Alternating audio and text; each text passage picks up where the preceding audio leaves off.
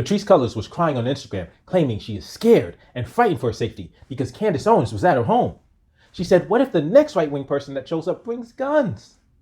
My answer is, then you should probably arm yourself. Malcolm knew this, but I digress. She went on to talk about the right wing targeting her and how she is being targeted and how it is dangerous and unacceptable for people to show up outside her house with cameras. She talked about how black people should be able to fight for our rights without being harassed and having to fear for our safety. About how black activists shouldn't have people coming to our private and personal property. And she said she will keep being accountable to people that she loves and trusts and that love and trust her. She's still in shock. And I want to address several of these points, one by one, because they say a lot about what type of person Patrisse Cullors is. 1. To be outraged that media and wannabe media shows up to ask questions of you as a founder of a major multi-million-dollar nonprofit, as an activist and as a public figure is the height of stupidity. You rely on press and media to get your message out, but are outraged that pundits that disagree with you also want to talk to you. That's the job. 2. Being able to fight for our rights without being harassed sounds like an ideal situation. Of course, if the situation was ideal, we wouldn't have to fight for our rights. 3. We shouldn't have to fear for our safety while fighting a brutal and corrupt regime that is murdering black men. Are you listening to the words that are coming out of your mouth? It's almost as if she doesn't understand the assignment. Black people are being oppressed, targeted, and killed, and she thinks being on the front lines of this fight is supposed to be safe or comfortable. This is clearly someone who has no business on the front lines and who needs to sit down and stay the hell out the way. 4. Considering she's a trained Marxist, there's a statement that I found very interesting, that activists shouldn't have people coming to their private and personal property.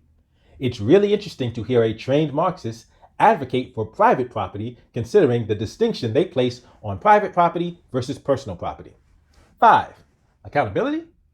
The vast majority of criticism is because of her lack of accountability and the lack of transparency, so this is a monumental example of gaslighting.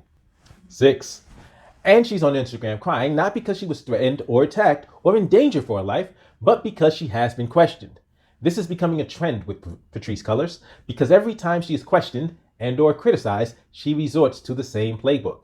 She deflects from legitimate questions about the organization by equating critique and curiosity with right-wing attacks, even when the critiques are coming from families of murdered black men. Even when the critiques and questions are coming from grassroots activists who are fighting against the criminal justice system. Does this mean Candace Owens is the good guy? Does this mean Candace is the hero of the story? Of course not. This is a war of the grifters. A left-wing grifter is getting called out by a right-wing grifter. That's what we're witnessing. Candace Owens isn't mad that Patrisse Cullors is grifting. Candace Owens is mad that Patrisse Cullors is grifting better than Candace Owens is. How is Candace a grifter, you ask? Well, Patrisse Cullors founded a group called Black Lives Matter to exploit black issues while doing nothing for black people, while Candace founded a group called Blexit to exploit black issues while doing nothing for black people. Patrisse used the extrajudicial murders of black people to further an LGBT agenda and enrich herself, while Candace uses the problems facing the black community to further a Republican Party agenda and enrich herself. Not following? Answer this question. What has Blexit done for black people? Well, let's talk about what Candace has done. She did testify in front of Congress during hearings about white supremacy. As someone who experienced a very serious case of racism, she definitely had a perspective to provide on the subject. But instead of taking the opportunity at a congressional hearing on white supremacy to discuss the dangers of white supremacy, Candace used that occasion to claim racism isn't a problem for black people. And she did it twice. Blexit's co-founder, Brandon Tatum, also testified in front of Congress. He testified at a hearing on violence against minority institutions, including HBCUs. He also used the opportunity to minimize racist hatred and instead promoted a Back the Blue agenda. One of Blexit's closest allies and frequent speakers is Larry Elder, who also testified in front of Congress concerning reparations. His contribution was to tell Congress that black Americans should not receive reparations. Mind you, Larry Elder is the same individual who has argued that slave owners should have received reparations for the loss of their property. While Black Lives Matter Global Network Foundation got over $90 million from white liberals in 2020 by pretending to care about black people, Blexit got $7.5 million from white conservatives in 2020 while parroting white conservative propaganda about black people. This pisses Candace Owens off because she's all about the bag. Do you have any idea how embarrassing it is to be out-grifted by black Marxists? White conservatives, if you don't want Candace to jump ship to the other side, you're going to have to make it worth a while. You're going to have to stop being so cheap and come up out your pockets, because there's a big difference between $90 million and $7 million.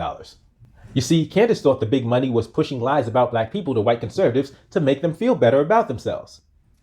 She didn't realize how much money there was in pretending to actually care about black people, and this may have Candace considering taking her talents elsewhere. The long and short of it is, both of these people are opportunistic scumbags who do nothing for black people and are in it for their own enrichment. Them both. As always, don't forget to hit that thumbs up if you agree, or if you disagree with me, hit the thumbs down, and be sure to let me know in the comment section why you are so gullible and naive. I'll see you next time.